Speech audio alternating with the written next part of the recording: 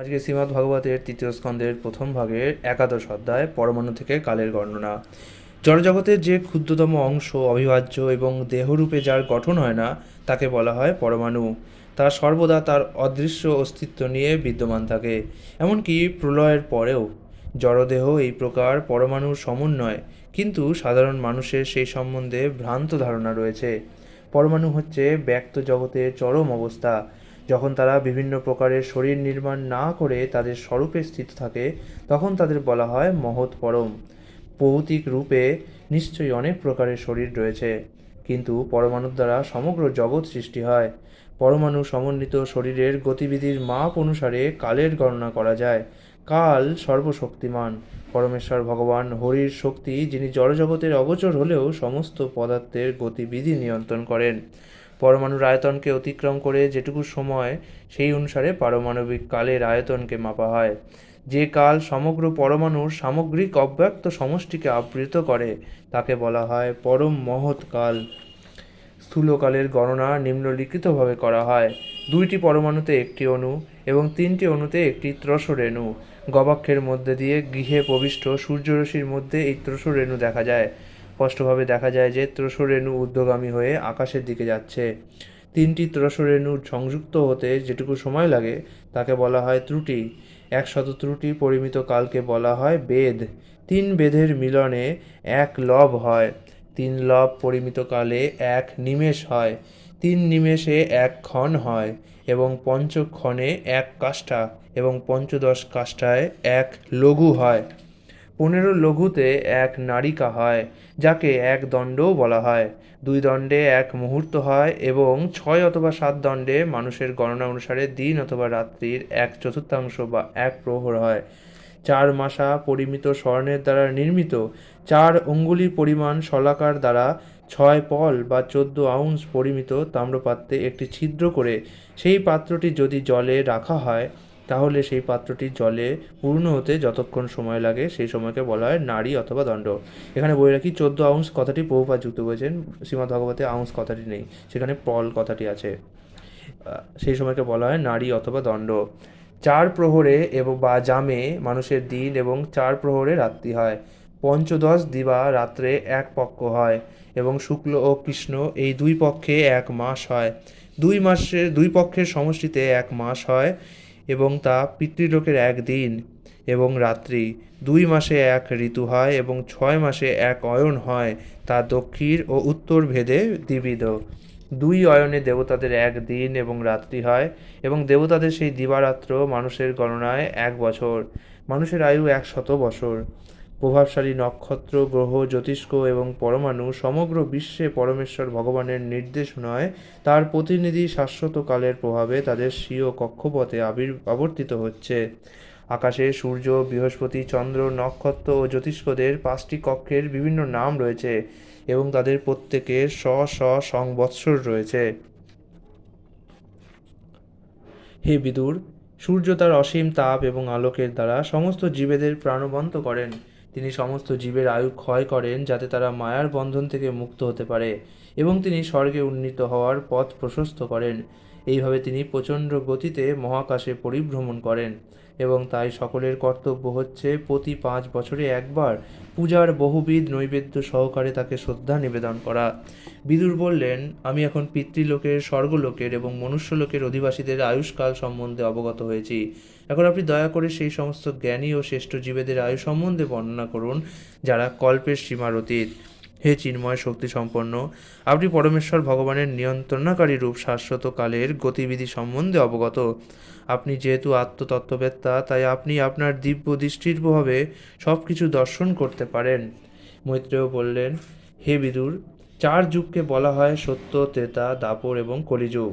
এই 4 যুগের সমন্বয়ে যে সময় তা দেবতাদের 12,000 বছর। সত্য যুগের স্থিতিকাল দেবতাদের 4,800 বছরের সমান।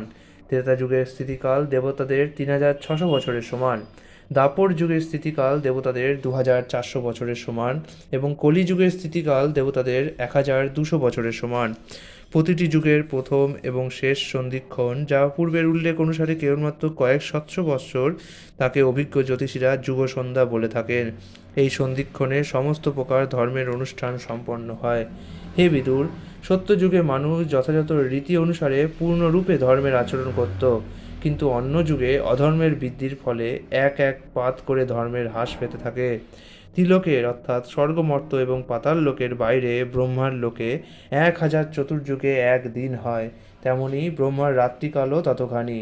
এবং বিশ্বের সৃষ্টিকর্তা ব্রহ্মা সেই সময় নিদ্রা যান।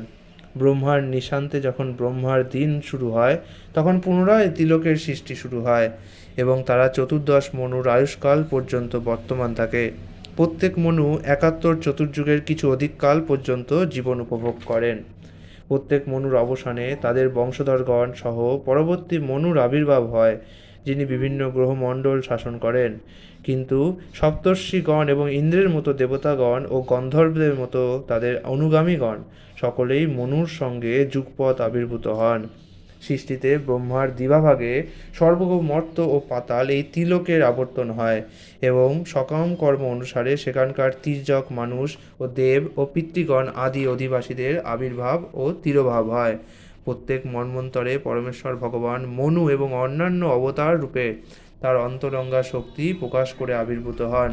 এইভাবে তার শক্তিকে অবলম্বন করে তিনি বিশ্বের পালন করেন। দিনান্তে তমগুণের ক্ষুদ্র অংশের অধীনে বিশ্বের শক্তিশালী অভিব্যক্তিও রাত্রির অন্ধকারে লীন হয়ে যায়। শাশ্বত কালের প্রভাবে অসংখ্য জীব তখন প্রলয়ে বিলীন হয়ে থাকে এবং তখন সব কিছু নীরব হয়ে যায়। ব্রহ্মার যখন রাত্রি শুরু হয়, তখন লোকত্রয় অদৃশ্য হয়ে যায় এবং ঠিক সাধারণ রাত্রির মতো তখন চন্দ্র ও সূর্য নিষ্প্রভ হয়ে যায়।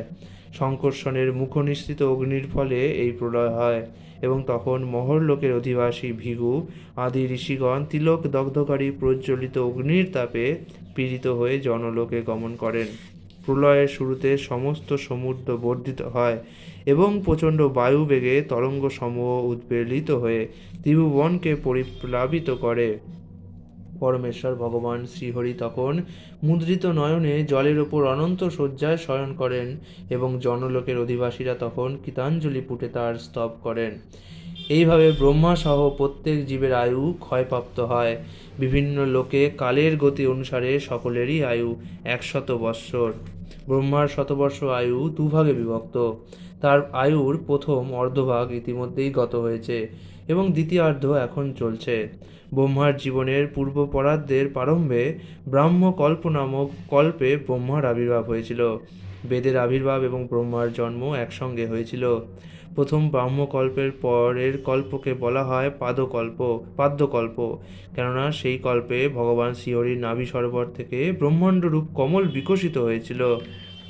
হে ভারত, ব্রহ্মার আয়ুর দ্বিতীয়ার্ধের প্রথম কল্প বরাহকল্প নামেও প্রসিদ্ধ, কেননা সেই কল্পে পরমেশ্বর ভগবান শ্রীহরি বরাহ রূপে অবতরণ করেছিলেন। ব্রহ্মার জীবনের দুটি পরার্ধকাল যা পূর্বে উল্লেখ করা হয়েছে তা বিকার রহিত, অনন্ত এবং সর্বজগতের পরম কারণ পরমেশ্বর ভগবানের এক নিমেষ মাত্র। শাশ্বত কাল অবশ্যই পরমাণু থেকে শুরু করে ব্রহ্মার জীবনকাল পর্যন্ত বিভিন্ন আয়তনের নিয়ন্তা, কিন্তু তা সত্ত্বেও তা পরমেশ্বর ভগবানের নিয়ন্ত্রণাধীন। কাল কেবল তাদেরই নিয়ন্ত্রণ করতে পারে যারা দেহ চেতনার দ্বারা প্রভাবিত। এমনকি সত্যলোক পর্যন্ত বা ব্রহ্মাণ্ডের অন্যান্য উচ্চতর লোকেও কালের এই প্রভাব বিদ্যমান। 8টি জড় উপাদানের সমন্বয়ে 16 প্রকার বিকার থেকে প্রকাশিত হয় এই যে ব্রহ্মাণ্ড, তার অভ্যন্তরে 50 কোটি যোজন বিস্তৃত এবং নিম্নলিখিত আবরণের দ্বারা আবৃত। ব্রহ্মাণ্ডকে আবৃত করে যে সমস্ত তত্ত্ব তা উত্তরোত্তর 10 গুণ অধিক বিস্তৃত এবং সমস্ত ব্রহ্মাণ্ডগুলি এক বিশাল সমন্বয়ে পরমাণুর মতো প্রতিভাত হয়। তাই পরমেশ্বর ভগবান শ্রীকৃষ্ণকে সর্বকারণের পরম কারণ বলা হয়েছে। এইভাবে বিষ্ণুর চিন্ময় ধাম নিঃসন্দেহে শাশ্বত এবং তা সমস্ত প্রকাশের মূল উৎস মহাবিষ্ণুর ধাম। ইতি শ্রীমদ্ভাগবতের 3য় স্কন্ধের পরমাণু থেকে কালের গণনা নামক 11 অধ্যায়ের ভক্তিবেদান্ত অনুবাদ সম্পূর্ণ হলো। আগামীকাল 12 অধ্যায়ে আমরা জানতে পারবো কুমার এবং অন্যান্যদের কীভাবে সৃষ্টি করা হয়েছিল। হরে কৃষ্ণ।